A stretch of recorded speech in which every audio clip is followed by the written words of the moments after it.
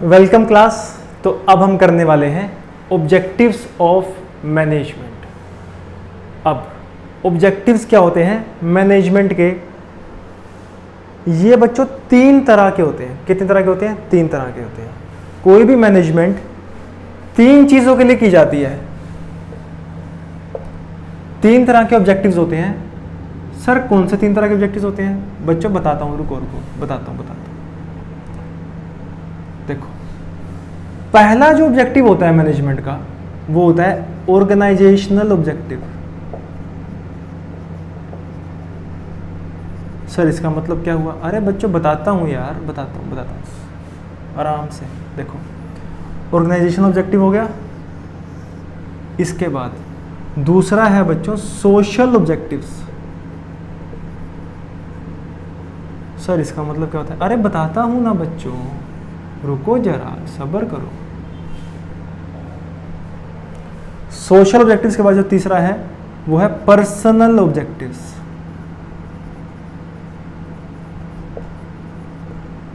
तो organisational objectives का मतलब क्या होता है? कोई भी मैनेजमेंट मतलब अगर कोई कंपनी है, एग्जांपल लेते हैं किसी कंपनी का। कंपनी के अंदर एक मैनेजर है, तो मैनेजर के तीन ऑब्जेक्टिव्स होंगे। क्या क्या तीन होंगे? एक होगा ऑर्गेनाइजेशन को लेके, एक होगा सोशल लेके, एक होगा पर्सनल चीजों को लेके। कैसे?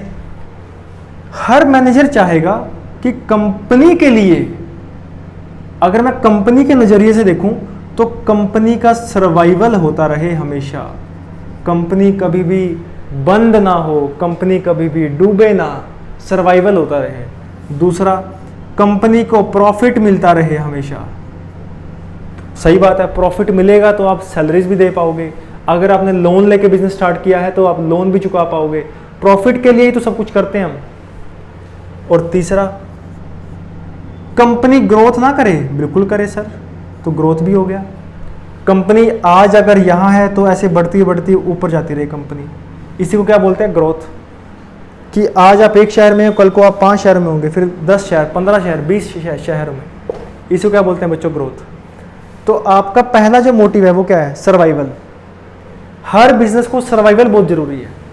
जैसे पीछे कोविड आया था तो उसमें भी सर्वाइव करना जरूरी है। कभी कभी बिजनेस में मंदी आएगी, उसमें भी सर्वाइव करना जरूरी है। ठीक है, तो आपको हर फेज से निकलना पड़ता है बिजनेस चलाने के लिए। तो इसे क्या बोलते हैं? सर्वाइवल हो, प्रॉफिट होता रहे। ऐसा तो नहीं है ना कि आप 100 की चीज लेके आए और आपने 90 रुपए की बेच दी। ऐसा तो नहीं होना चाहिए। तो आप प्रॉफिट के लिए भी काम करो, आप सर्वाइवल के लिए भी काम करो, आप ग्रोथ के लिए भी काम करो। इन्हीं चीजों को ध्यान में रखते हुए कंपनी के लिए, ऑर्गेनाइजेशन का मतलब है कंपनी, फर्म, दुकान, कुछ भी ऑर्गेनाइजेशन, तो कंपनी के लिए ये तीन चीजें बहुत जरूरी हैं। ठीक है, इसे पढ़ते हैं जरा।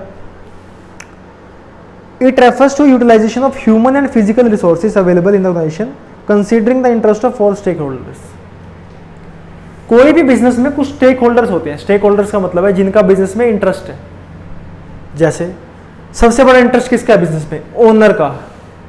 ओनर का। मालिक चाहता है कि मैंने बिजनेस में इतना पैसा लगाया हुआ है, इतना रिस्क चल रहा है मेरा, तो मैं उतना प्रॉफिट भी कमा पाऊं। जिसने आपको लोन दिया उसका ये इंटरेस्ट है कि अगर इस बिजनेस में प्रॉफिट होगा तभी वो आपको लोन देता रहेगा, नहीं तो वो लोन देना बंद कर देगा और अपने पैसे वापस लेने की बात करेगा। ये उसका इंटरेस्ट है। जिससे आप उधार में सामान खरीदते हो वो इसलिए इंटरेस्टेड है क्योंकि उसको ये पता है अगर आप प्रॉफिट नहीं कमा रहे तो वो आपको उधार देना बंद कर देगा। उसको पता है ये कंपनी डूबने वाली है। ठीक है, तो ये होते हैं स्टेक होल्डर्स जिनका आपके बिजनेस में इंटरेस्ट है। एम्प्लॉयज का भी इंटरेस्ट होता है। एम्प्लॉयज भी स्टेक होल्डर्स कैसे होते हैं बच्चों? जिस कंपनी में प्रॉफिट होगा, जिस कंपनी की ग्रोथ अच्छी होगी, हर कोई वहां पे नौकरी करना चाहेगा, और जो कंपनी अच्छे से काम नहीं कर रही होगी वहां पे हर कोई नौकरी नहीं करना चाहेगा। तो ये सब स्टेक होल्डर्स होते हैं। तो स्टेक होल्डर्स का आप में इंटरेस्ट है, तो हमें उनके इंटरेस्ट को ध्यान रखते हुए अपने रिसोर्सेज का यूज करना है। अब बच्चों रिसोर्सेज मतलब, रिसोर्सेज होते हैं बच्चों दो तरह के, एक होता है फिजिकल और दूसरे कौन से होते हैं? बताओ।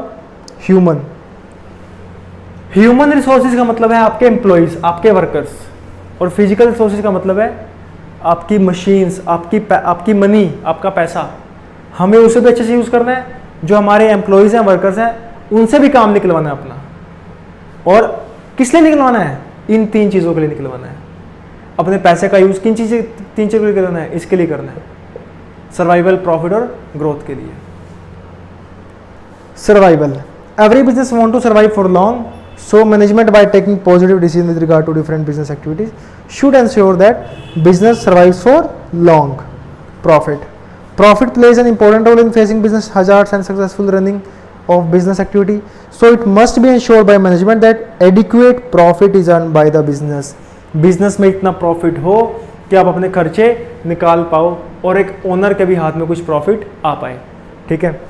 Third, growth, every business wants to grow, हर बिजनेस एक ग्रो करना चाहता है। Management must ensure growth of business, growth can be measured by sales, number of employees, products, capital investment. If all this show increasing trend then it can be concluded that business is heading towards growth. अब growth के भी कई तरीके होते हैं मापने के।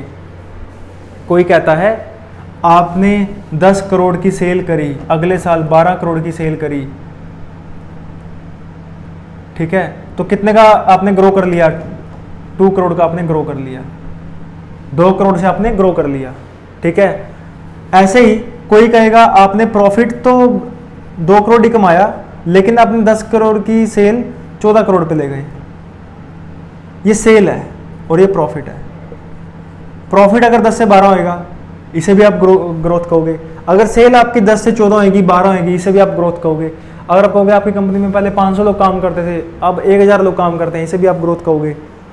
तो ग्रोथ का मतलब ये नहीं है कि सिर्फ प्रॉफिट को देखना है। ग्रोथ का मतलब ये है कि आप कोई भी एलिमेंट है, चाहे वो एम्प्लॉइज़ हैं, चाहे वो सेल्स हैं, चाहे वो प्रॉफिट है, आप उसके नज़रिए से आप ग्रोथ कर रहे हो, आपका इंक्रीजिंग ट्रेंड शो कर रहा है, दैट मीन्स आप ग्रो कर रहे हो, ठीक है। इसके बाद सोशल ऑब्जेक्टिव्स भी होते हैं कुछ। कंपनी को लेके हमने ऑब्जेक्टिव्स की बात कर ली, मेन ऑब्जेक्टिव्स हम कहते हैं कि कंपनी को लेके होते हैं, पर ऐसा नहीं है। कंपनी के अलावा भी हम इन 3 चीज़ों के अलावा भी सोचते हैं। अगर आपको बिजनेस को एक बड़े लेवल पे लेके जाना है तो खाली आप 3 चीज़ों को लेके नहीं सोचोगे कि हाँ ये 3 चीज़ें हो गई, बस बहुत है, प्रॉफिट कमा लिया, घर चले गए, सैलरी दे दी, बात खत्म। ऐसा नहीं होता, आपको सोशल ऑब्जेक्टिव्स भी सोचने पड़ते हैं। सर सोशल ऑब्जेक्टिव्स क्या होते हैं? समाज सेवा करनी है हमें? नहीं, समाज सेवा अलग चीज़ होती है। हम यहाँ पे सोशल ऑब्जेक्टिव ऑफ कंपनी की बात कर रहे हैं। तो कंपनी अपने दायरे में रह के भी समाज के लिए काफ़ी कुछ कर सकती है। क्या कर सकती है? हम एनवायरनमेंट को पोल्यूशन से बचा सकते हैं बच्चों। सर वो कैसे होगा? हम अपनी कंपनी में कुछ अगर बना रहे हैं प्रोडक्ट, तो ऐसा हो सकता है कि वेस्ट निकलेगा। सर बिल्कुल निकलेगा। वेस्ट बाय एयर निकल सकता है, बाय लिक्विड फॉर्म में निकल सकता है, लैंड में कुछ पोल्यूशन हो सकता है। तो हम अपनी कंपनी में इंश्योर करें कि हम अपने एनवायरनमेंट को पोल्यूशन ना दें, चाहे वो एयर है, चाहे वो वाटर है, चाहे वो लैंड है, ठीक है।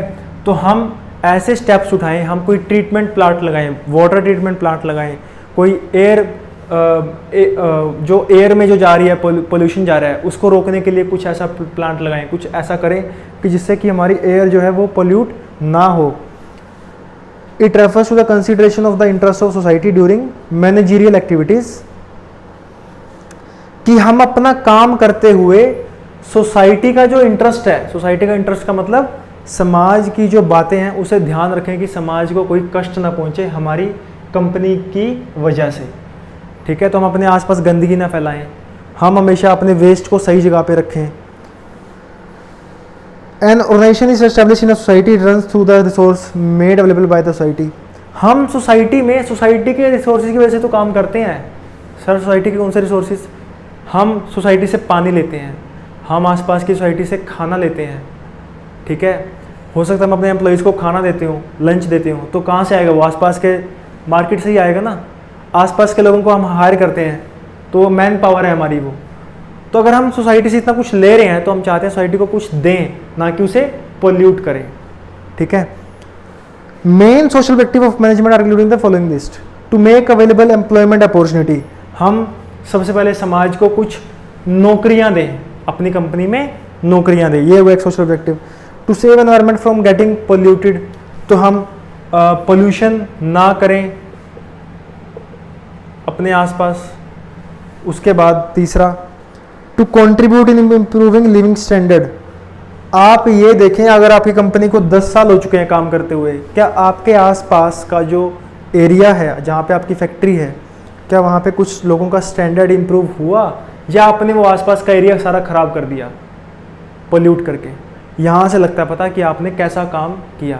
तो स्टैंडर्ड ऑफ लिविंग वहाँ पे इंक्रीज हो जाना चाहिए। जो लोग 5,000 रुपये महीना कमाते थे, आपकी कंपनी में नौकरी लेने के बाद अगर वो 15-20,000 रुपये 30,000 रुपये महीना कमा रहे हैं, दैट मीन्स उनका थोड़ा बहुत स्टैंडर्ड ऑफ लिविंग इम्प्रूव हुआ है। ठीक है, इसके बाद आता है पर्सनल ऑब्जेक्टिव्स। अब देखो, कंपनी मेन तो इसके लिए बनी थी, सर्वाइवल, प्रॉफिट और ग्रोथ के लिए, पर कंपनी ने एनवायरनमेंट का भी सोचा, कंपनी में लिविंग स्टैंडर्ड का भी सोचा, कंपनी ने एम्प्लॉयमेंट का भी सोचा। अब आता है personal objectives. Sir personal objectives किसके? जो लोग कंपनी में काम कर रहे हैं उनके पर्सनल ऑब्जेक्टिव्स। सर उनके पर्सनल ऑब्जेक्टिव? हाँ जी, आपकी कंपनी में जो लोग काम कर रहे हैं, it refers to the objectives to be determined with respect to employees of the organization. Every organization is a group of people having different nature. These people become a part of the organization with a view to fulfill their 3 needs. देखो, जो business की management है, जो business का मालिक है, उसने अपने बारे में भी सोच लिया, सर्वाइवल हो हमारा बिजनेस का, प्रॉफिट हो, ग्रोथ हो। आपने आसपास के समाज का भी सोच लिया। लेकिन जो आपके एम्प्लॉइज हैं, क्या आप उनका नहीं सोचोगे कि उनकी लाइफ में भी कुछ अच्छा हो? तो अच्छा होने के बच्चों 3 लेवल होते हैं। पहला होता है फाइनेंशियल नीड्स, मतलब कोई भी बंदा, कोई भी पर्सन अगर आपकी कंपनी में आया है तो सबसे पहले उसकी प्रायोरिटी होगी कि उसे एक अच्छी सैलरी मिले या परक्विजिट्स मिले। परक्विजिट्स क्या होता है? सर परक्विजिट्स का मतलब बताओ। परक्विजिट्स का मतलब होता है आपने सैलरी तो दी उनको, कुछ बेनिफिट्स भी दे दिए, उस बेनिफिट्स को बोलते हैं परक्विजिट्स। पर्क्स भी बोल देते हैं, PERKS, पर्क्स भी बोल देते हैं और परक्विजिट्स भी बोल देते हैं। पर्क्स का मतलब होता है जैसे आपने किसी एम्प्लॉई को खाना दे दिया, लंच, और आपने उसके पैसे नहीं लिए, आपका कैंटीन जाओ वहाँ पे लंच फ्री है, ये हो सकता है। दूसरा, आपने एम्प्लॉइज़ का हेल्थ इंश्योरेंस करवा दिया, ये भी हो सकता है, ये भी तो हो सकता है। और आप एक अच्छी सैलरी दो, तो इससे उनकी फाइनेंशियल नीड्स पूरी हो जाएंगी, वो काफ़ी कंपनी में खुश रहेंगे, आपके मैनेजमेंट से खुश रहेंगे। अब जब उनको एक अच्छी सैलरी मिल जाएगी ना, उसके बाद वो सैलरी का तो नहीं सोचेंगे इतना, लेकिन वो सोचेंगे सोशल नीड्स का। सर सोशल नीड्स क्या होती है? बच्चा, सोशल नीड्स होती हैं अगर आप एक कंपनी में काम कर रहे हो, उस कंपनी के अंदर अब मान लो 3 मैनेजर हैं, सेल डिपार्टमेंट में 3 मैनेजर हैं, नॉर्थ जोन का सेल मैनेजर, साउथ का और वेस्ट का, मान लो 3 है या 4 हैं, चारों जोन के मैनेजर हो गए मान लो। तो जिस मैनेजर ने अच्छा परफॉर्म किया होगा उसको भी उतनी सैलरी मिलेगी, और जिसने उस साल अच्छा परफॉर्म नहीं किया होगा उसको भी उतनी सैलरी मिलेगी।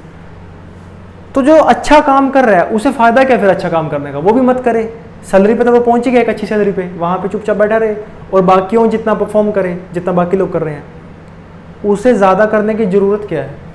तो यहाँ पे उसकी एक नीड, एक ज़रूरत अराइज होती है, किसकी? सोशल नीड्स की, सामाजिक ज़रूरतें। सामाजिक ज़रूरतें का मतलब है अगर मैं एक अच्छा काम कर रहा हूँ तो मेरी पहचान बने कंपनी के अंदर, मेरी पहचान बने कंपनी के अंदर। इसके लिए वो एक फंक्शन ऑर्गेनाइज कर सकते हैं कंपनी वाले, उसे ट्रॉफी दे सकते हैं, उसे सर्टिफिकेट ऑफ अप्रिसिएशन दे सकते हैं, हो सकता है उसकी सैलरी भी बढ़ा दें इसीलिए कि आपने एक अच्छा माइलस्टोन अचीव किया है। तो इसके लिए हम क्या करेंगे? सोशल नीड्स उसके फुलफिल करेंगे, उसको एक्नॉलेज करके कि आप बहुत अच्छा परफॉर्म कर रहे हो, हम आपकी प्रमोशन कर सकते हैं, उसको ट्रॉफी देंगे, उसकी सैलरी बढ़ा सकते हैं। ये होती हैं बच्चों social needs. These people want to get recognition from their peers. Peers का मतलब जो आसपास लोग काम कर रहे हैं।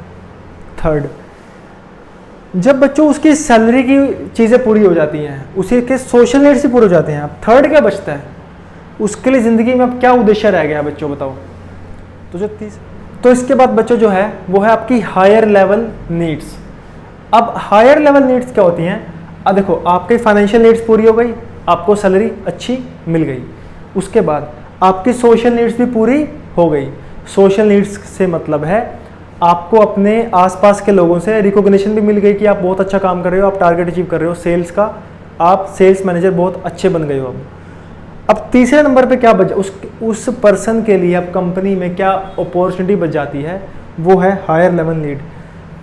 अब वो ये कह सकता है कि अब मैं खाली सेल्स नहीं संभालूंगा, मैं अब सारे डिपार्टमेंट संभाल सकता हूँ, तो मुझे 2 लेवल ऊपर 3 लेवल ऊपर की नौकरी दे सकते हो आप, या एक मेरी पर्सनल डेवलपमेंट करवा सकते हो।